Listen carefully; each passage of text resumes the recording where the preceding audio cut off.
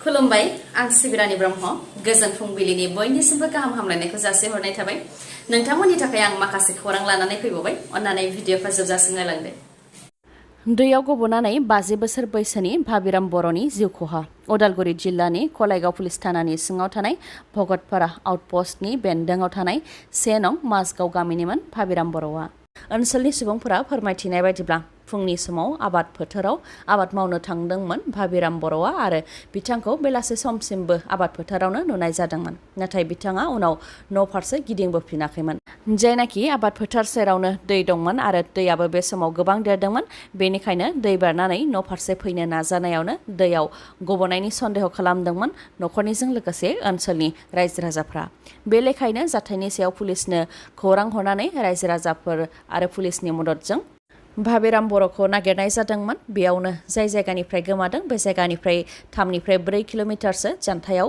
दैयाव फांसे दंफांनि दालायाव नांथानानै थानाय हालोदनिफ्राय बोखांनो हादों भाबिराम बर'नि गोथै देहाखौ ओनसोलनि सुबुंफोरा फोरमायथिनाय बायदिब्ला भाबिराम बर'निया 2 फिसाज्ला आरो सासे फिसाजो दंमोन जायनाखि भाबिराम बर'नि न'खरा दुखुथिया न'खर आरो बिथाङानो दिन हाजिरा मावनानै गावनि न'खरखौ दैदेनोमोन बेनि थाखायनो बिटिसिनि इएम दिगन्त बर'आ आरो आसाम सोरखारखौ फैनानै खौरां लाफैनो थाखाय खावलायहरदों आरो मदद होफैनो थाखाय खावलायहरदों आलादा बड'लेण्ड सोरजिनो थाखाय फिन सोमावसारफिननायखौ एबसुआ गनायनो हाया बे समाव आसाम आरो भारत सोरखारनियाव आलादा बड'लेण्ड सोरजिनायनि जेबो पलिसि गैया बे खोथाखौ बुंथिदों दुलाराय बर' फरायसा आफादनि दैदेनगिरि खोरोमदाव औवारिया 3थि गोरोबथा बिटिआर गोरोबथानि उनाव फिन आलादा बड'लेण्ड सोरजिनो थाखाय बर'फोरनि गेजेराव दोहौ फैफिननायखौ नुनो मोननाय जादों आलादा बड'लेण्ड सोरजिनो थाखाय गोदानै दाजानाय फरायसा आफाद बनसुआबो गोसोखां बिलाइ गथायदों आरो दा दिल्लीयाव थांनानै सोमावसारनो थाखाय थांखि लादों बिनि सायाव दुलाराय बर' फरायसा आफादनि दैदेनगिरि बिथाङा बुंथिदों दि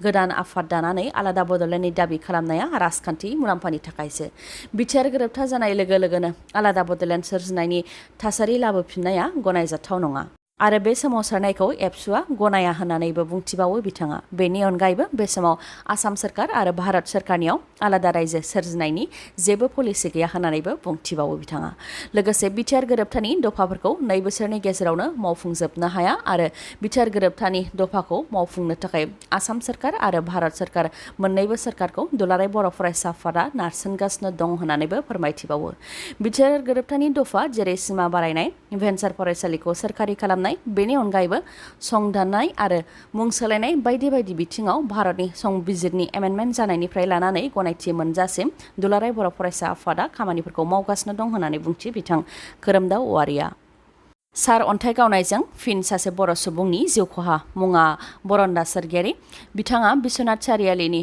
2 नं गोजोन फोथार गामिनि थागिबिमोन रायजो राजा फोरमायथिनाय बायदिब्ला सार अन्थाइ गावनायनिफ्राय रैखा मोननो थाखायनो बिथाङा खाथिनि न'आव हाबनो थाखाय फैदोंमोन बेयावनो बिथांनि सायाव सार अन्थाइ गावदों जायजों बिथाङा जायगायावनो जिउ खोमानो गोनां जादों होननानै फोरमायथिदों बिथांनि अनगायैबो भारतीय रौनिया हाविलदार मालेन बसुमतारी बिथाङाबो डिउटियाव थाबाय थानाय समावनो हरखाबै रुंसारि जादों बिथाङा चिरां जिल्ला बिजनीनि मोखोनागुरि गामिनि थागिबिमोन फोरमायथिनाय बायदिब्ला मालेन बसुमतारी बिथाङा थांनाय 2003 मायथाइनिफ्रायनो भारत रौनिया हान्जायाव हाबा मावदोंमोन आरो बिथाङा दासान्दि भारत चाइनानि सीमा सोनाब बंगनि कालिम्पं जिल्लायाव पस्टिंमोन नाथाय थांनाय 27 जुलाइआव हरखाबै बिखायाव सानाय जादोंमोन जायनि थाखाय बिथांखौ 179 MS मिलिटारि देहा फाहामसालियाव थिसननाय जादोंमोन नाथाय गोब्राब जानायलाय मोजां फाहामथायनि थाखाय गुबुन देहा फाहामसालियाव थिसननाय जादोंमोन जेराव बिथांखौ फाहामनो थाखाय गोबां थै आरो अक्सिजेनबो होनाय जादोंमोन अब्लाबो बिथांखौ रैखा खालामनो हानाय जायासै बिथाङा हरखाबै रुंसारि जादों होननानै फोरमायथिनाय बायदिब्ला देहा फाहामसालियाव थै आनजाद नायनायाव बिथांनि देहायाव डेंगु आरो नेम'नियाबो मोननाय जादोंमोन होननानै रौनिया हान्जानिनो सासे जवाना फोरमायथिदों आसामाव ओंखारदों 2थि ग्रेट खालि WWEनि मुंदांखा गेलेगिरि ग्रेट खालि बायदि नुनाय आरो ग्रेट खालि बायदिनो गोहो थानाय 2थि ग्रेट खालि ओंखारदों आसामनि धेमाजि जिल्लानि जनायाव जाय दा ससियेल मिडियायाव गोबां भाइराल जानानै दङ बिथांनि मुङा जितेन दले सुलुंनिफ्राय मिथिनाय बायदिब्ला बिथाङा 155 किल'ग्रामनि आरो बिथाङा 6 फुट 8 इन्सिनि आरो 49 बोसोर बैसोनि जितेन दलेया बोथिसेयाव 2निफ्राय 3 किल'ग्राम ओंखाम जायो आरो ओंखामजों लोगोसे 2निफ्राय 3 किल'ग्राम बेदर नङाबा ना जाफायो लोगोसे 30निबो गोबां दावदै जायो जाय बिथाङा साब्रै साबानि ओंखाम जानो हायो आरो खामानिखौबो साब्रै साबानि बोलोनि खामानिखौ मावनो हायो होननानै मिथिनो मोननाय जादों।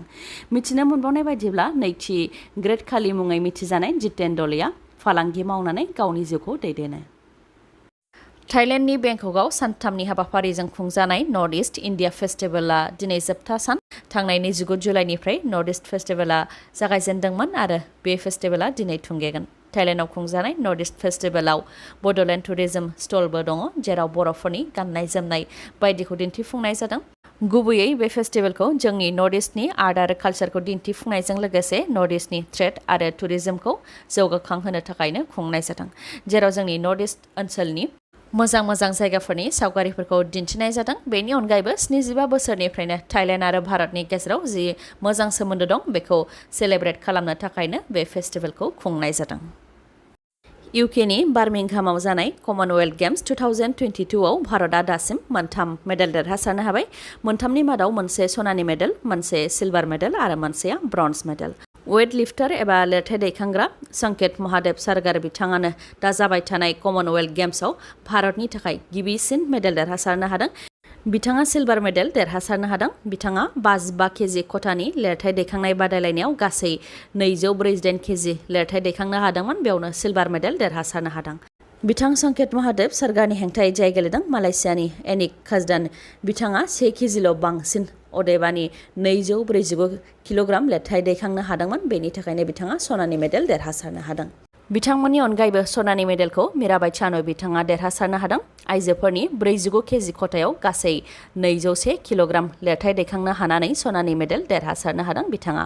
आरो बिथाङानो जाबाय थानाय कमनवेल्थ गेम्सआव भारतनि थाखाय सनानि मेडेल देरहासारनो हानाय गिबिसिन गेलेगिरि। बिथांमोननि अनगायैबो गुरुराज पुजारी बिथाङा ब्रन्ज मेडेल देरहासारनो हादों। हौवाफोरनि 61 केजि खथायाव गासै 269 किल'ग्राम लिरथाय दैखांनो हानानै ब्रन्ज मेडेल देरहासारनो हादों बिथाङा। जाबाय थानाय कमनवेल्थ गेम्सआव 3 मेडेल देरहासारनो हानानै भारतआ मेडेल देरहानायनि फारियाव 7थि नाम्बाराव दङ। सेथियाव दङ अस्ट्रेलिया, गासै 10 सनानि मेडेल, 5 सिलभार मेडेल आरो 5 ब्रन्ज मेडेल, गासै 20 मेडेल देरहासारनो हाबाय। नैथियाव दङ निउजिलेण्ड, 5 सनानि medal, 4 silver medal, 1 bronze medal, गासै 10 मेडेल देरहासारनो हाबाय। थामथियाव दङ इंलेण्ड, 3 सनानि मेडेल, 6 सिलभार मेडेल आरो 3 ब्रन्ज मेडेल, गासै 12था मेडेल। बेनि उनाव दं मालयेशिया, 2 सनानि मेडेल। बाथियाव दङ स्कटलेण्ड, 1 सनानि medal, 2 silver medal, 5 bronze medal, गासै 8 मेडेल देरहासारनो हाबाय। दथियाव दङ कानाडा, 1 सनानि मेडेल, 2 सिलभार मेडेल आरो 2 ब्रन्ज मेडेल, गासै 5 मेडेल देरहासारनो हाबाय। स्निथियाव दङ 1 गल्ड मेडेल, 1 सिलभार मेडेल आरो 1 ब्रन्ज मेडेल, गासै 3 मेडेल मोननो हाबाय। रेलगारि आरो मिनि बासनि गेजेराव गिख्रंथाव सौग्रावलायनाय जायजों 11 सुबुंफोरनि जिउ खहा जादों। बे जाथाया बांलादेश हादरनि चिटागं जिल्लायाव जादों। रिपर्टनि बायदिब्ला गंसे मिनि बासजों गंसे कचिं सेन्टारनिफ्राय फरायसाफोर आरो फोरोंगिरिफोरखौ लानानै फैदोंमोन। बेयावनो रेल साइटिनखौ बारस'नो नाजानायाव हरखाबै ढाकासिम थांग्रा प्रभाती एक्सप्रेसआ फैनानै मिनि बासखौ सौख्रांफैदों आरो बेसेबा गोलाव जानथायसिम बुखारनानै लांदों। जाय जाब्रबथायजों 11 सुबुंनि जिउ खहा जादों आरो 5 गाज्रियैनो जोखोम जादों। जिउ गोमानाय 11नि मादाव 7 फरायसाफोर आरो 4 फोरोंगिरिफोरमोन होननानै बांलादेश पुलिसआ फोरमायथिदों। जाख्ल'नायनि हेंथा राहा लानो ओंखारदों आसाम पुलिसआ। सोरखारि मावख'आव जाख्ल'नाय जायोब्ला खौरां हरनो थाखाय फन नाम्बार आरो वाट्सएप नाम्बार फोसावदों आसाम पुलिसनि special director general of police G P Singh बिथाङा। फोरमायथिनाय बायदिब्ला फन नाम्बारा 03614622295 आरो गुबुन मोनसे नाम्बारा 180034537667 नङाब्ला वाट्सएप नाम्बारावबो खौरां हरनो हागोन। नाम्बारा 6026901243। बेफोर नाम्बाराव खौरां हरोब्लानो जाख्ल'ग्राखौ रां लाफुबाय थानाय समावनो हमनो थाखाय प्लानिं खालामनायाव मदद होगोन होननानै फोरमायथिदों। दिनैनि भिडिअ'आ एसेनोसै। गाबोन आरो गोदान भिडिअ'जों लोगो मोनफिनबावगोन। नोंथाङा दासिमबो आंनि चेनेलखौ साबस्क्राइब खालामाखैबा अन्नानै साबस्क्राइब खालामदो, लोगोसे लाइक, कमेन्ट आरो शेयार खालामनो दाबाव। गोजोन्थों।